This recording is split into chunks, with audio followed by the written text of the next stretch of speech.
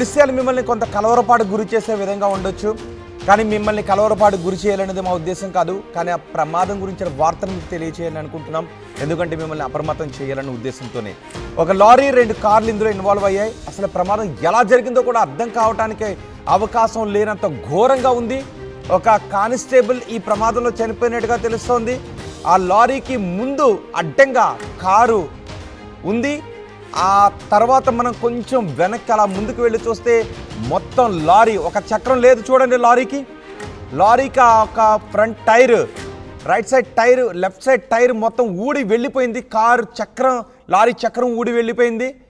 ఆ కింద మొత్తం లారీ కింద కారు ఎలా దూరిపోయిందో చూడండి, తుక్కు అయిపోయింది. మొత్తం ఆ కారు అంతా తుక్కు అయిపోయింది. కానీ ఆ తుక్కు అయిపోయిన కారులో ప్రాణాలతో ఒక వ్యక్తి ఉన్నాడు. ఆ వ్యక్తిని బయటకు తీయడానికి అక్కడ ఉన్న వాళ్ళంతా చాలా శ్రమ పడాల్సి వచ్చింది. కానీ ముందున్న కారులో, లారీకి అడ్డంగా కనిపిస్తుంది ఒక కారు, ఆ కారులో ఉన్న వ్యక్తి మాత్రం చనిపోయారు. ఇప్పుడు మీరు చూడండి ఒక్కసారి ఆ కారులో. ఇది కొంత మిమ్మల్ని కలవరపాటుకు గురి చేయొచ్చు, కానీ వార్తకు సంబంధించిన విషయాన్ని చెప్పాలనే మీకు ఈ దృశ్యాలు చూపిస్తున్నాం. చూడండి ఒక్కసారి, అందులో ఒక మనిషి కనబడుతూ ఉన్నాడు. అతనికి చేతికి కూడా చాలా గాయమైంది, చేతి నుంచి రక్తం కూడా వస్తుంది, తీవ్ర వేదన చెందుతున్నాడు. ఆ కారులో ఇరుక్కుపోయి, ఆ కారు అద్దాలు పగిలిపోయి, ఊసలు విరిగిపోయి ఎక్కడికక్కడ భయానకంగా ఉంది. ఆ కారులోంచి అతన్ని తీయటానికి చాలా కష్టపడాల్సి వచ్చింది. మొత్తం ఆ ఫ్రంట్ పార్ట్ కారు లారీ కింద నుంచి వెళ్ళి ఆ ఫ్రంట్ బాయినెట్ దగ్గర నుంచి అలా పైకి లేచి వంగిపోయి చాలా దారుణంగా ఉంది. కారు అంతా కూడా నుజ్జు అయిపోయింది. కానీ ఈ కారులో ఉన్న వ్యక్తులు మాత్రం బతికి బయటపడ్డారు. అసలు ఎలా జరుగుండుంటుంది ప్రమాదం అని అనుకోవటానికి కూడా, బహుశా ఇలా జరుగుండుంటుంది ప్రమాదం అనుకోవటానికి కూడా అవకాశం లేదు. ఆ కారులో ఉన్న వ్యక్తి, లారీ డ్రైవరు, లేక అక్కడ ఉన్న ప్రత్యక్ష సాక్షులు ఎవరైనా చెప్తే తప్ప ఈ ప్రమాదం ఇలా జరిగింది అనుకోవటానికి ఉంటుంది తప్ప ఈ ప్రమాదం ఎలా జరిగింది అనుకోవటానికి కూడా అవకాశం లేదు. అక్కడ పోలీసు అధికారులు కూడా మాట్లాడుతున్నారు అతనితో. చాలా నెమ్మదిగా ఆ కార్ని ఆ లారీ నుంచి వేరు చేసి ఆ తర్వాత అతన్ని బయటికి తీయాలి కొన్ని కట్టలతో. ఇప్పుడు మీరు చూస్తున్నారు ఈ కారు చూడండి, అడ్డంగా ఉన్న కారు పెద్ద డ్యామేజ్ కాలేదు, కానీ ఈ కారులో ఉన్న వ్యక్తులు మాత్రం చనిపోయారు. ఆ కారులో ఒక లేడీ కానిస్టేబుల్ ఉన్నట్టుగా తెలుస్తోంది. ఆ కారులో ఉన్న వాళ్ళు చనిపోయారు. ఈ కారుకి పెద్ద డ్యామేజ్ కాలేదు, కానీ ఈ కారులో ఉన్న వ్యక్తులు మాత్రం చనిపోయారు. స్విఫ్ట్ కార్ అన్నట్టుగా తెలుస్తోంది.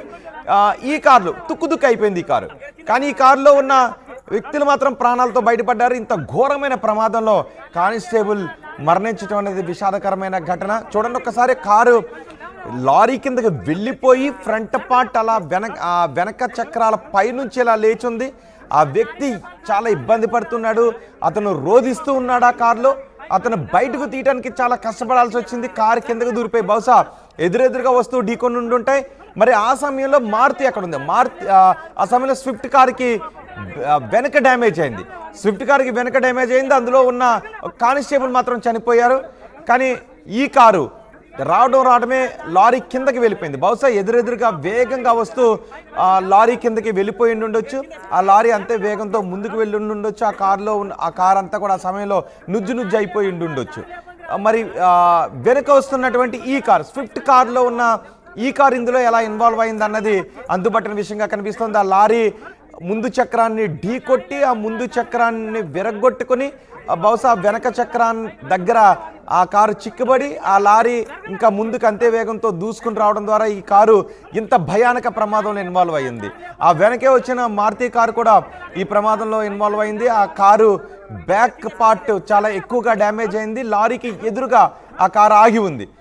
ఇప్పుడు మీరు ఒక కారు చూస్తున్నారు కదా, ఆ లారీకి ముందు ఆ కార్ స్విఫ్ట్, ఆ కారులో ఉన్న వ్యక్తి మాత్రం మరణించారు. ఎంత ఘోరమైన ప్రమాదం చూడలేదు అని చెప్తున్నారు. ఎంత ఘోరమైన ప్రమాదం అని అక్కడ ఉన్న ప్రత్యక్ష సాక్షులు చెప్తున్నారు. కానీ ఈ ప్రమాదం ఎలా జరిగింది అనేది మాత్రం అందులో ఉన్న వ్యక్తి, లారీ డ్రైవర్, ఇంకెవరైనా ప్రత్యక్ష సాక్షులు ఉంటే చెప్పాలి. నాగార్జున సాగర్ రోడ్లో ప్రమాదం జరిగింది. నాగార్జున సాగర్ రోడ్డు చాలా చిన్నగా ఉంటుంది. వాహనాలు పరిమిత వేగంతో మాత్రమే రావాలి, కానీ అక్కడ కూడా వాహనాలు మితిమీరిన వేగంతో వెళ్తున్నాయి. నిజానికి అక్కడ పరిమిత వేగంతో వచ్చినట్లయితే ఇంత పెద్ద ప్రమాదం జరిగి ఉండేది కాదు. బ్రేక్ అప్లై చేసిన తర్వాత వాహనాలు ఆగి ఉండేవి. కానీ లారీ చక్రాలు విరగొట్టుకొని మరీ ఆ కారు అందులోకి వెళ్ళిపోయి దూరిపోయి నుజ్జు అయిపోయింది అంటే, తుక్కు అయిపోయింది అంటే ఎంత వేగంలో ఉండుంటారో మనం అర్థం చేసుకోవచ్చు. చిన్న రోడ్డు నాగార్జున సాగర్, ఆ రోడ్డు మీద అవగాహన ఉన్న వాళ్ళు 1-2 సార్లు ఆ రోడ్డు మీద ఎవరైనా వెళ్ళిన వాళ్ళు కూడా ఆ రోడ్డు ఎంత చిన్నగా ఉంటుందో తెలుస్తుంది. ఇప్పుడు మీరు ఆర్టీవీ స్క్రీన్ పైన చూస్తున్నారు. ఈ మహిళా కానిస్టేబులే ఈ ఘోర రోడ్డు ప్రమాదంలో చనిపోయింది. ఆ కార్లో, స్విఫ్ట్ కార్లో ఆమె ప్రయాణిస్తూ ఉంది. ఈ ప్రమాదం కారణంగా మహిళా కానిస్టేబుల్ చనిపోవడం అత్యంత విషాదాన్ని నింపింది వాళ్ళ కుటుంబంలో. ప్రమాదంలో కారులో ఉన్న మహిళా కానిస్టేబుల్ అక్కడక్కడే చనిపోయింది. మరి కొంతమంది తీవ్ర గాయాల పాలయ్యారు. లారీ డ్రైవర్ అతివేగమే ప్రమాదానికి కారణమని చెప్తూ ఉన్నారు. మొత్తానికి వాహనాలన్నీ కూడా స్పీడ్గానే ఉన్నాయి. ఒకసారి అక్కడ ఏం జరుగుతుందో చూద్దాం.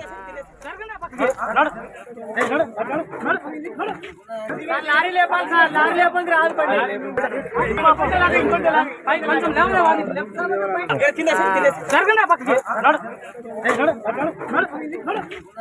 లారీ లేపాలి సార్, లారీ లేకపోతే రాదు బండి.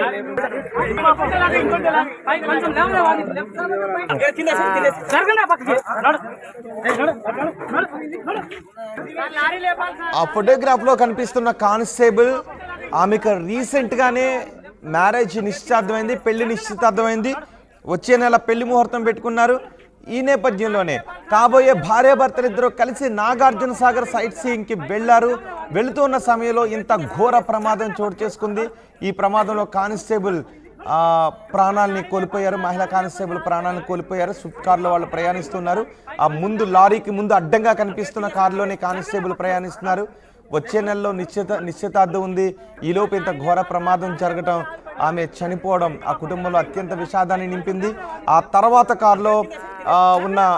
ఈ కారులో ఉన్న వ్యక్తి మాత్రం ప్రాణాలతో బయటపడ్డారు. ఆ వ్యక్తి ప్రాణాలతో లోపల ఎంత విలవిలలాడిపోతున్నాడో మనం చూడవచ్చు. అతను బయటకు తీయడానికి కూడా చాలా కష్టపడాల్సి వచ్చింది. కారు అంతా నుజ్జు అయిపోయింది. కానీ అదృష్టం, ఆ వ్యక్తి ప్రాణాలతో బయటపడ్డాడు.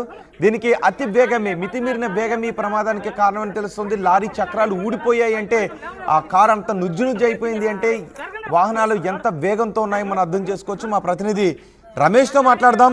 రమేష్, ఇంత ఘోరమైన ప్రమాదం ఎలా జరిగింది? అసలు ఏం చెప్తున్నారు ఈ ప్రమాదం గురించి? రైట్ రోహిత్, నిజంగా విజువల్స్ చూస్తే ఎంత ఘోరమైనటువంటి రోడ్డు ప్రమాదమో మనకు కనిపిస్తుంది. ఆ సిచ్యువేషన్ చూస్తే ఖచ్చితంగా ఒక 10 మంది మృతి చెందే విధంగా ఉందని చెప్పవచ్చు. ఎదురుగా వస్తున్నటువంటి లారీ, అదే ఎదురెదురుగా ఆ లారీ కారు ఒక్కసారిగా ఢీకొనడం, మొత్తం కూడా లారీ కిందికి కారు వెళ్లిపోయినటువంటి పరిస్థితి కనిపించింది.